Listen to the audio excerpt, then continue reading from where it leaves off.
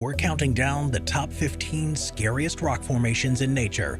It's hard to believe just how these rock formations came into being. These are the most unusual looking rocks in the world. Let's start with number 15. The Chiricahua Rock Pinnacles in Arizona. In southeastern Arizona, Chiricahua National Monument protects one of the strangest rock landscapes in the American Southwest. The National Park Service says the monument was created to protect its pinnacles, columns, spires, and balanced rocks, many of which appear to stand on improbably narrow bases.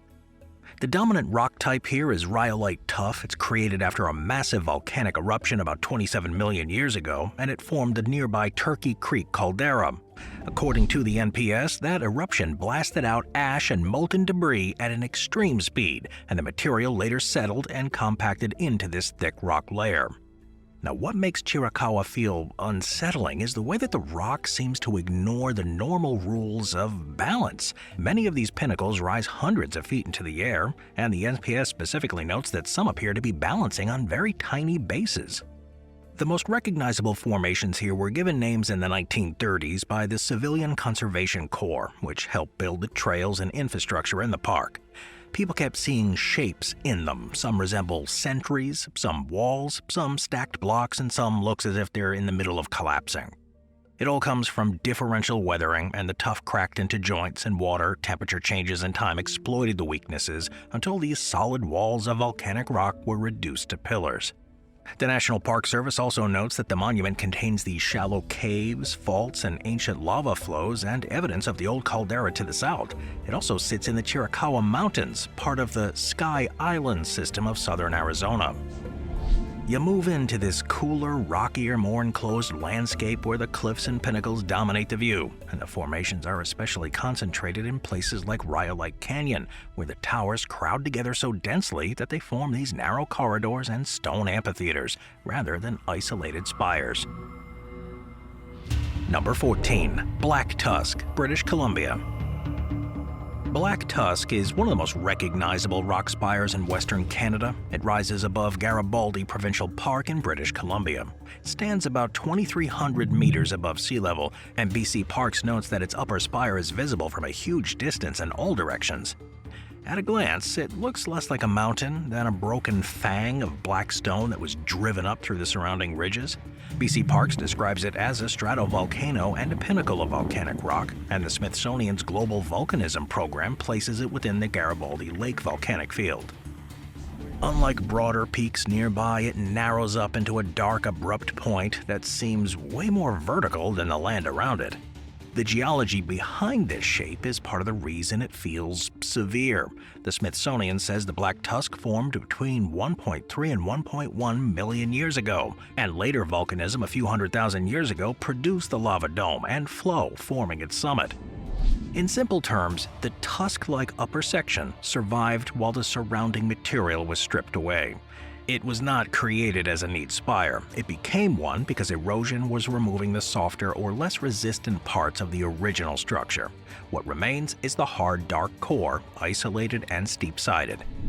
Black Tusk also has a reputation for being pretty dramatic because the terrain around it doesn't soften the outline. Against this setting, the tusk looks darker and more abrupt. BC Parks also warns that travel beyond the maintained viewpoint is not recommended because of the treacherous terrain, the loose and falling rock. This is not just a peak that looks dramatic in photographs, it is also structurally loose and hazardous near the upper sections, which helps explain why it has such a forbidding reputation. Number 13. Dimmuborgir lava formations in Iceland. Dimmuborgir, in the Lake Mvatn area of northeastern Iceland, is one of the most unusual lava landscapes. The Environment Agency of Iceland says the site's protected because of its unique lava formations. The agency also states that formations like these have not been found anywhere else outside Lake Mvatn Conservation Area, except on the ocean floor off the coast of Mexico. Now, that alone makes it pretty unusual. Instead of a single cliff or isolated pillar, Dimmuborgir consists of clustered lava stacks, chimneys, arches, and jagged walls. This is across a protected area of about 500 acres. Now, the name is often translated as dark cities or dark fortresses, and that description fits the appearance. The place does not look like a normal lava field. It looks like the ruins of something blackened and broken. Dimmuborgir was formed about 2,300 years ago when lava flowed across the area in the Manvatten region. A blockage caused the molten lava to pool beneath a solidified crust, which created a circular lava lake about 2 kilometers in diameter and 20 meters high. As the lava drained away, it left behind stacks and chimneys in unusual shapes, and the agency says these chimneys are thought to have formed where the steam rose through the molten lava and it cooled. In many places, signs remain that the partly solidified crust smeared the pillars as the lava lake emptied. The geological history is why this place feels unnatural, even though it is entirely natural. Many rock formations become eerie because they suggest faces, towers, or animals. Dimmuborgir goes further than that. It resembles walls, gates, ruined chambers, and roofless corridors. Some masses stand like squat towers, others stretch into narrow rock frames or arch-like openings.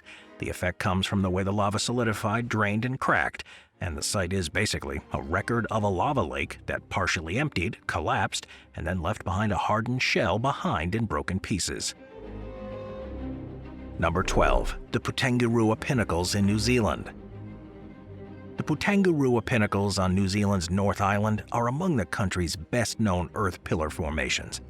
The Department of Conservation says they're some of the best earth pillars in New Zealand, and while Te Ara describes them as pinnacles produced by badlands erosions in the stream area, what makes them so striking is how tightly they're grouped.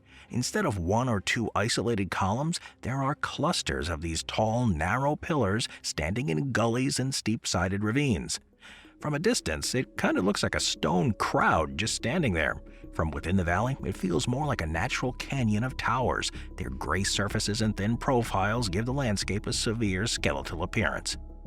Te Ara explains that the area contains thick gravel deposits, known as a conglomerate, dating to the late Miocene period, that's about 12 to 14 million years ago, and even though the gravels are old, they are soft and easily eroded. The Putangirua stream cut back into them, creating these deep gullies where rainwash was funneled vertically. Then the softer matrix was washed away, but the larger boulders shed the water and protected the gravel directly beneath them. After a long enough period by mostly vertical erosion, the result was a series of pinnacles, or earth pillars, many originally capped by a protective boulder or hardened patch of gravel. Te Ara also notes that many of the present-day pillars have already lost the caps, and they're probably still being actively eroded. The Department of Conservation here explicitly warns, though, that the landscape is naturally unstable and says there's a high risk of rockfalls and landslides in the streambed along the ridge track and around the pinnacles themselves. Visitors are advised to stay on the marked tracks, avoid approaching the base of the pinnacles, and keep away from the cliff edges. These are practical safety details, but they also reveal something important about the landscape here. The pinnacles are not relics in a stable state. They're part of an erosion system that's still in progress, which means the shape of this valley is still changing. Number 11. The Wulingyuan Sandstone Pillars in Hunan, China. Wulingyuan's scenic and historic interest area in Hunan province has one of the most extraordinary pillar landscapes. UNESCO says the site covers about 40,000 acres and is dominated by more than 3,000 narrow quartz sandstone pillars and peaks, many of them more than 200 meters high. Between those pillars are ravines, gorges, streams, pools, waterfalls, caves, and 2 large natural stone bridges. It is a big natural system of vertical rock forms that are spread across a huge protected area.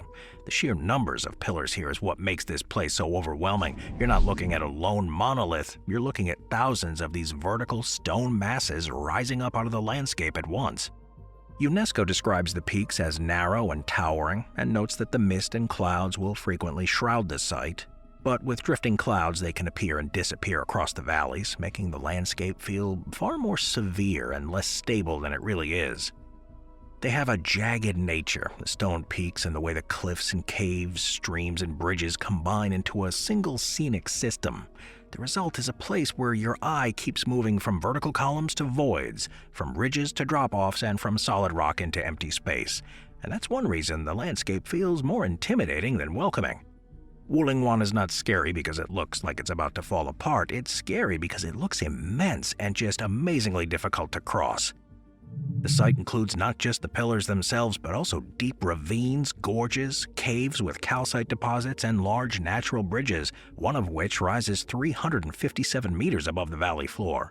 In other words, this is a landscape that is built around vertical separation. And this kind of terrain creates an effect that's both beautiful and severe. It looks like a place where walking in a straight line would be nearly impossible. Number 10. Karlu, or the Devil's Marbles in Australia. Karlu, also known as the Devil's Marbles, is one of the most recognizable rock landscapes in Central Australia. The Northern Territory government describes it as a collection of gigantic, rounded granite boulders that are scattered across a wide, shallow valley about 100 kilometers south of Tennant Creek. They are enormous rounded stones, often split, stacked, or perched in ways that make them look unstable, even when they're not. The official park material makes clear that Karlu is not just a scenic site, it's a living cultural landscape here. The name Karlu itself means round boulders, and the reserve is jointly managed with the traditional owners. Almost the entire reserve is a registered sacred site, which gives the place a significance that goes beyond geology alone. But it is that geology behind Karlu that explains why the site looks so unsettling. According to the reserve fact sheet, the boulders began as molten rock that cooled and became solid beneath a layer of sandstone. As the granite solidified, it developed these vertical and horizontal fractures that divided it into these rectangular blocks. Over time, water entered the cracks and gradually broke down the sandstone above. The visible marbles are only the remnants of a much larger solid mass of granite that still lies beneath them, and that helps explain why the rocks seem to rise out of the ground in clusters rather than an isolated stone. Some boulders are huge and smooth, others are split open, and many seem as though they could shift at any moment. The park material does describe many of them as precariously balanced. There's no need to add legend or exaggeration here. The formations already look severe because they are the long-term result of fracturing and exposure. In the hard light of Central Australia, the reserve can seem less like a normal boulder field and more like a place where the ground itself has cracked open and left giant stone forms scattered across the valley. Number 9. The Kasha-Katuwe Tent Rocks in New Mexico. Kasha-Katuwe Tent Rocks National Monument in north-central New Mexico protects one of the most distinctive cone-shaped rock landscapes in the U.S. The Bureau of Land Management here describes the monument as a place of remarkable tent-shaped formations created by volcanic eruptions that happened about 6 to 7 million years ago. Those eruptions left deposits of pumice, ash, and tuff more than 1,000 feet thick across the area. Then later erosion carved the material into the formations now known as the tent rocks. Many of them are narrow and taper upwards like the stone tents or hoodoos, and some rise as high as 90 feet. The BLM also notes that the name Kasha-Katuwe means white cliffs in the Karasan language, which reflects the long-standing connection between the monument and the Pueblo people. That connection is important because the place is not just geologically unusual, it's also part of a lived cultural landscape. These cones often rise together and many are topped with darker cap rocks, so the whole landscape will resemble rows of stone figures or towers shaped by hand rather than erosion. The most unsettling part of it, though, is the fact that some of the formations are still visibly breaking down. The Bureau of Land Management explains that many tapering hoodoos are protected by boulder caps that shield the softer pumice and tuff, but some formations have already lost those cap rocks and are disintegrating. That's pretty much what gives the landscape a fragile look. The cones appear sharp and upright, yet their own description makes clear that they only survive as long as the harder material above them continues to protect the softer rock below. Number 8. The Old Man of Storr, the Isle of Skye in Scotland. The Old Man of Storr. It's one of the best-known rock pinnacles in Scotland, and its appearance is closely tied to the much larger geological instability of the Trotternish Ridge on the island of Skye. Nature Scott describes the Storr as part of a landslip landscape where the southeast face of the ridge collapsed, producing a series of shattered rock pinnacles, with the Old Man of Storr being the most prominent. The Trotternish area is not a simple ridge of stable cliffs, it is a landscape that's been reshaped by large-scale slope failure. It's got a mix of displaced rock masses, steep scarps, and irregular forms. Old Man is not frightening due to the size alone, it's frightening because it looks like the surviving remnant of a broken mountain. The pinnacle rises up above the slumped ground and broken cliffs, and it's got the kind of isolated vertical profile that makes it seem less like part of a hillside than a detached stone figure standing guard over it. What gives the Old Man of Storr that eerie character, though, is the fact that the surrounding land was created by a collapse and is still, at least in a limited sense, active. That doesn't mean the Old Man itself is about to fall, though. It does mean that this is a land defined by instability, and the official site management statement says that the Old Man of Storr is one of the spectacular features created by a younger post-glacial landslide. So in other words, the formation's not simply an old volcanic remnant, it is basically a part of the terrain that has been torn, shifted, and rearranged by movement. It feels like a place where the mountain has failed and it left one fragment standing in its wake. It does not need a dramatic backstory added later. Its official geological explanation and setting are already enough. It's a sharp stone tower created by landslip in one of Britain's most distinctive slope failure landscapes. That combination of broken terrain and ongoing movement is what makes it feel less like an ordinary scenic viewpoint and more like a rock formation with a genuinely uneasy presence. Moving on to number 7, the Bryce Canyon Hoodoos in Utah in the US. Bryce Canyon, it's famous for hoodoos, and the National Park Service states plainly that the park contains the largest concentration of hoodoos in the world. A hoodoo is an irregular rock spire, and at Bryce Canyon, these spires crowd together by the thousands in large natural amphitheaters. Now, the effect is very different from a single dramatic monolith. Instead of one formation dominating the view, the entire landscape is filled with these narrow towers and broken walls. According to the National Park Service, the story of how Bryce formed begins with the deposition of sediment in an ancient lake and floodplain system about 50 million years ago. The sediments later hardened into limestone and siltstone, and much later uplift of the Colorado Plateau raised the rocks to a high elevation, placing them into the exact environmental conditions needed for hoodoo formation. Bryce today reaches elevations of over 9,000 feet, and the NPS describes this as a kind of Goldilocks zone for the weathering process that shapes hoodoos. But what makes the formations here feel a little bit scary is that they look delicate and permanent at the same time, even though the Park Service explains they're constantly being broken down.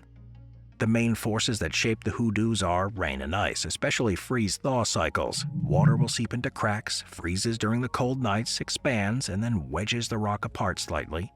Bryce experiences above freezing and below freezing temperatures on more than 170 nights each year, which is a major reason the hoodoos form so effectively there.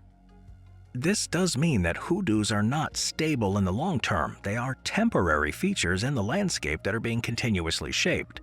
That's what gives Bryce the uneasy look. The formations are beautiful, but they also seem vulnerable and brittle, especially where the hundreds of them stand packed together in rows. Some look like ruined towers, some like melted pillars, and some like worn stone figures that rise up. The geology itself here creates the effect, and Bryce Canyon feels severe because it's a place where rock is being turned into spires by constant fracture. So the eerie atmosphere of Bryce Canyon comes from the very simple fact that the park's most famous formations only exist because the landscape is always in the process of breaking them apart. Number 6. The Three Sisters, the Blue Mountains, Australia. The Three Sisters, it's one of the most recognizable rock formations in Australia, but it works here because it's not just famous, it is genuinely unsettling to look at. The formation stands at Echo Point in the Katoomba region of the Blue Mountains National Park, above the Jameson Valley. NSW National Parks describes it as part of the Greater Blue Mountains World Heritage Property. That same source calls it an iconic formation, while the official Three Sisters walk page describes the three rock towers as weather-eroded sandstone turrets rising nearly a kilometer above sea level. Turrets is exactly how they look. They don't resemble a normal cliff edge. They look like three isolated stone survivors that were left behind after the surrounding escarpment was cut away. What gives the Three Sisters an uneasy appearance, though, is the contrast between the narrow rock towers and the huge open valley around them. The cliffs of the Blue Mountains are already dramatic, but these three pillars stand forward from the escarpment in a way that makes them seem exposed and vulnerable. They sit where the eye immediately notices vertical drop and isolation. They're not protected by a surrounding ridge, they're out in front of it, and that alone gives them a harsher look than most sandstone formations. The geology also helps explain why they look severe rather than merely scenic. NSW National Parks describes them as weather-eroded sandstone turrets, which means the formation seen today is the result of breakdown, not growth. The Three Sisters stand as a concentrated example of what erosion can do when it isolates a few vertical masses from a much larger cliff. They look precarious because the process that made them is the same process that continues to shape the cliffs around them today. There is also a cultural dimension that adds some weight to the place without really needing any embellished storytelling. NSW National Parks notes that the Three Sisters is a declared Aboriginal place. The site is often associated with Aboriginal stories, but the official park page does note that there are different versions of those stories. Its safest point is simply this: the formation is culturally important as well as geologically distinctive. It's a formation that's carried meaning for a long time, which helps explain why it feels more charged than an ordinary cliff.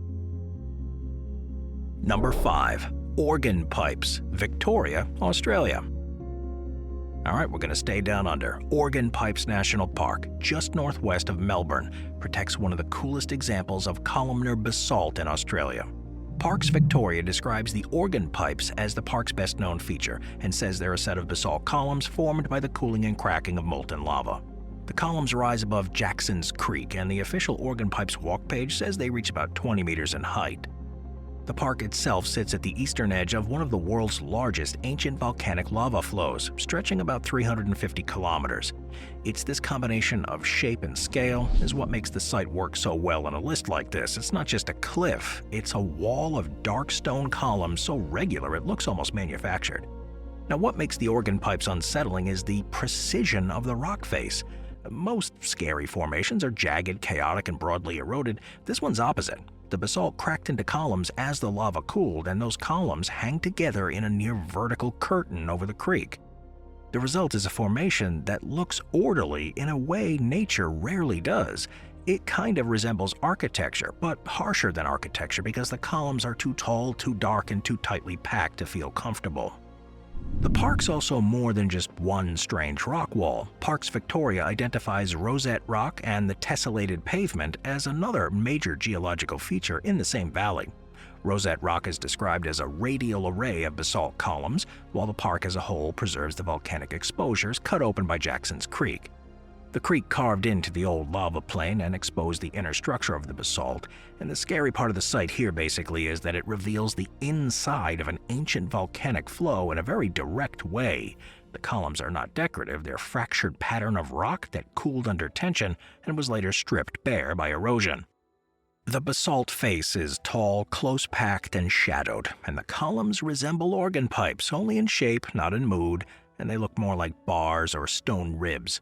Even the name Rosette Rock sounds gentler than the actual feature, which Parks Victoria describes as a wheel-like radial arrangement of basalt columns.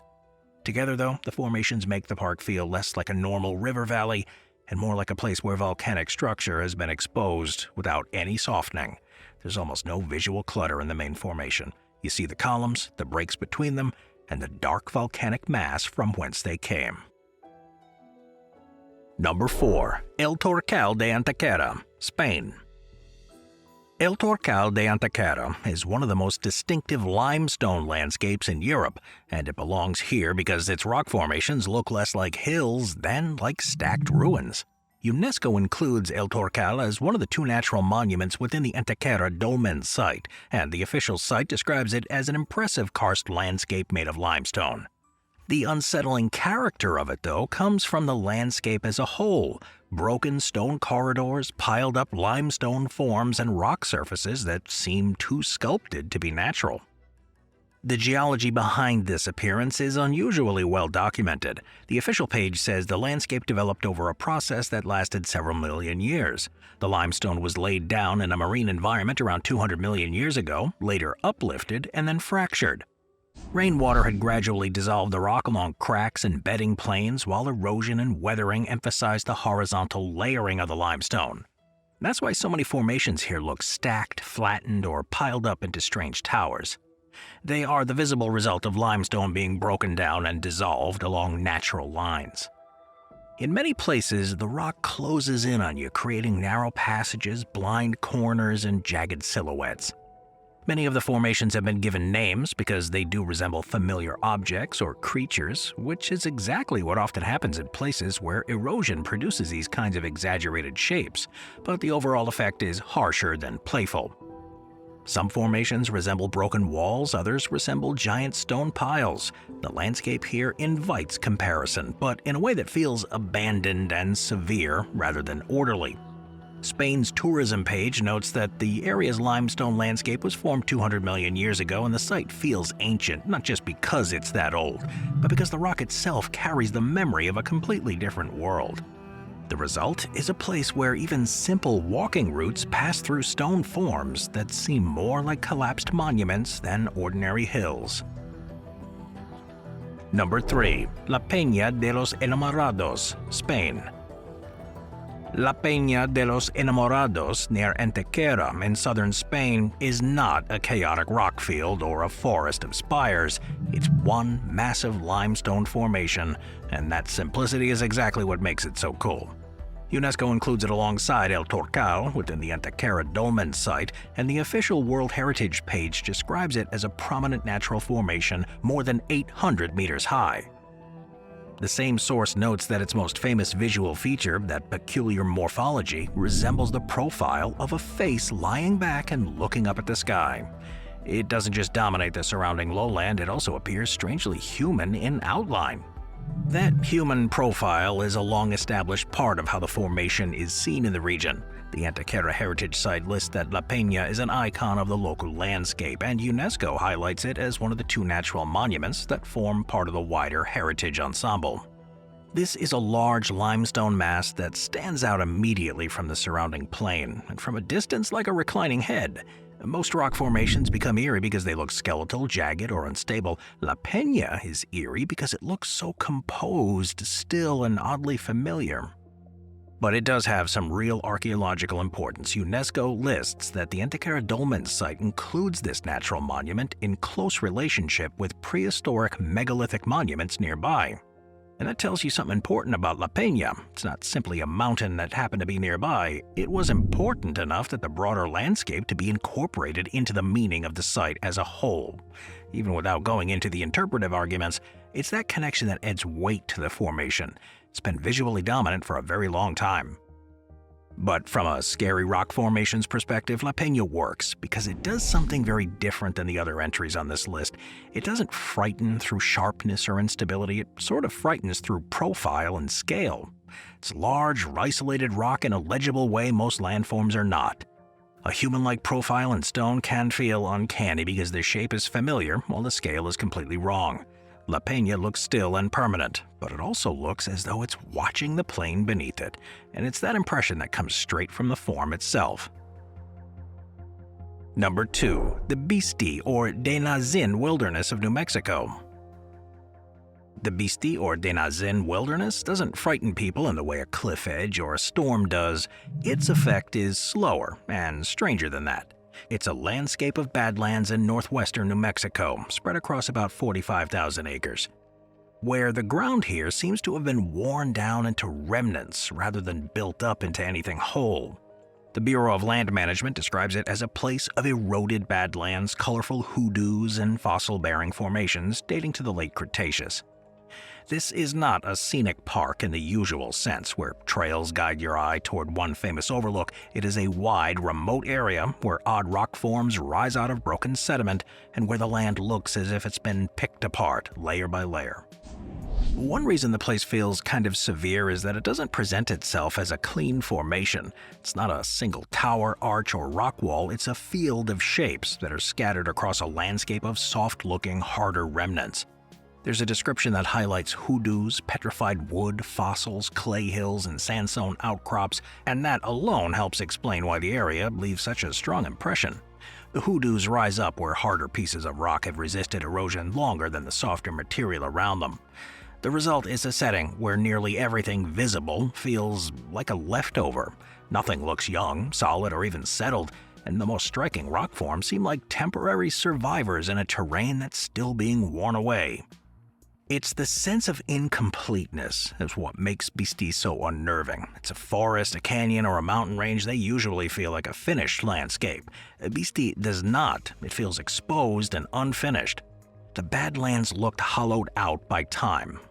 The harder forms stand up in isolation, and some hoodoos appear balanced, some taper toward the ground, and some sit out in the open with nothing around them to make their shape feel stable. There are trailheads here, but once you're inside the wilderness, the place quickly becomes a broad maze of terrain rather than just a sequence of controlled viewpoints. The Bureau of Land Management warns that it is easy to become disoriented and lost in the Badlands environment here, and it tells visitors to bring a map as an orienting device, and it also notes that cell service is minimal to non-existent here, that water is not available on site, and the terrain is remote and trailless. This place is difficult enough that the agency's advice is practical and direct. If snow or rain arrives, the roads and clay surfaces will become slippery or even impassable, and in summer, the heat will be intense. It is simply the reality of a Badlands wilderness where the landscape has not been softened for easy travel. There's also something especially unsettling about the fragility of the rock forms themselves. The Bureau states that the clear geological features in the area, including the hoodoos, are fragile and shouldn't be climbed on or defaced. That warning's easy to understand. Once the formations are seen in contexts, many of them look narrow and provisional, and they don't give the impression of a massive permanence. Instead, they look as though they exist because erosion hasn't finished its work yet. The land appears old, but the features also appear temporary. The hoodoos look durable enough to be photographed and named, but they are fragile enough that one can imagine them collapsing into rubble given enough time. A narrow canyon can feel intimidating because it closes in. A mountain can feel intimidating because it towers over your head.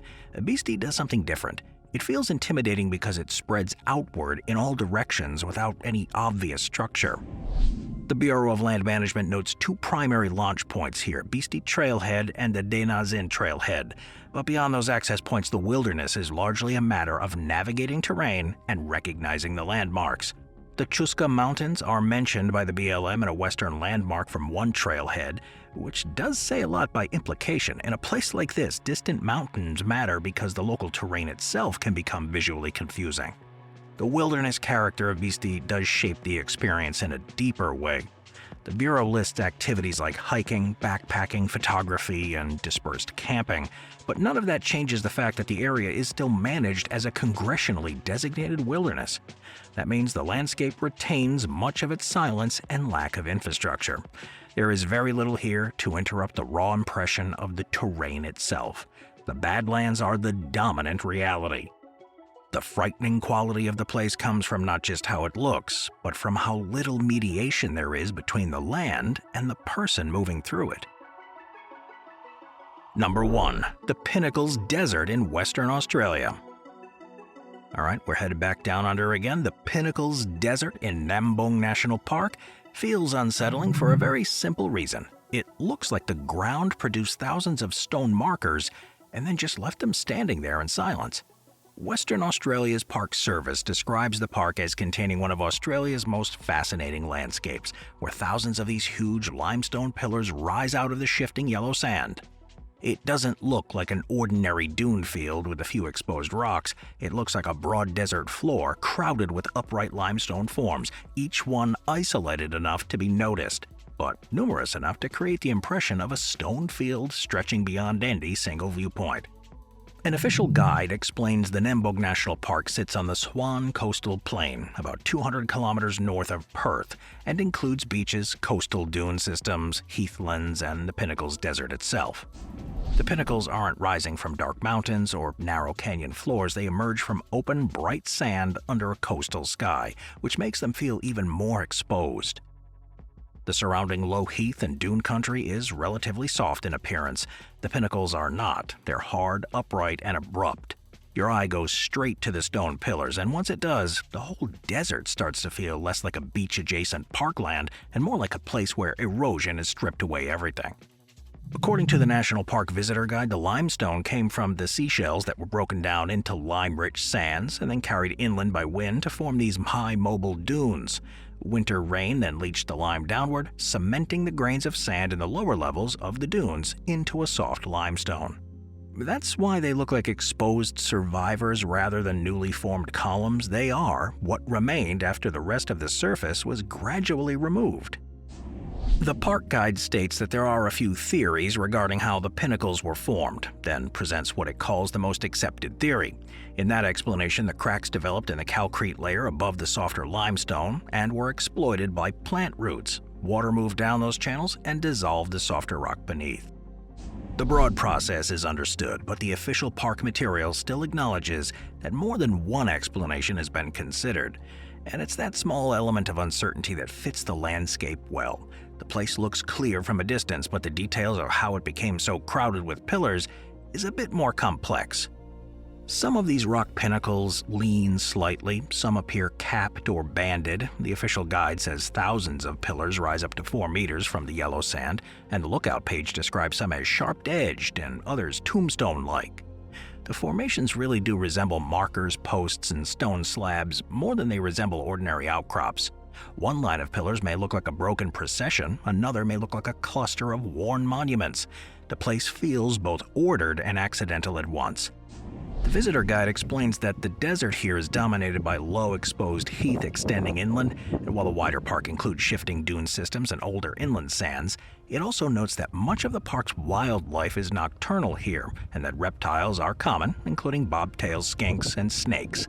More than 90 bird species have been recorded in the park, and emus or western gray kangaroos may be seen during the day. Vegetation is present, but it's pretty low. Shade is limited. The pillars rise up from a land that already feels dry and exposed, and that makes them seem harsher than they would in almost any other environment. Another reason the pinnacles stay in your mind is that they look like something nature doesn't usually make in these kinds of numbers. A few hoodoos or isolated columns can be explained away as a local curiosity. Thousands of pillars in one desert make a different impression. There is just open sand and upright stone. That simplicity is part of the power of the place. Once you understand the pillars are the remaining cores of thicker limestone bed, the desert starts to look like a place where everything unnecessary has been removed. Well, the official visitor guide describes a 4-kilometer one-way loop through the desert with pullover bays and a lookout, and the site also notes an interpretive center designed to help people understand the geology and ecology here. But even with that access, the formations are still the dominant reality. The guide's language about the mysteries of the Pinnacles Desert is a bit telling. This is a well-known and well-interpreted site, but it still retains that quality of strangeness that the official material doesn't try to flatten. The geology explains a lot, yet the visual effect is hard to shake. That is often the mark of a truly remarkable natural formation. Knowing how it formed doesn't make it feel ordinary.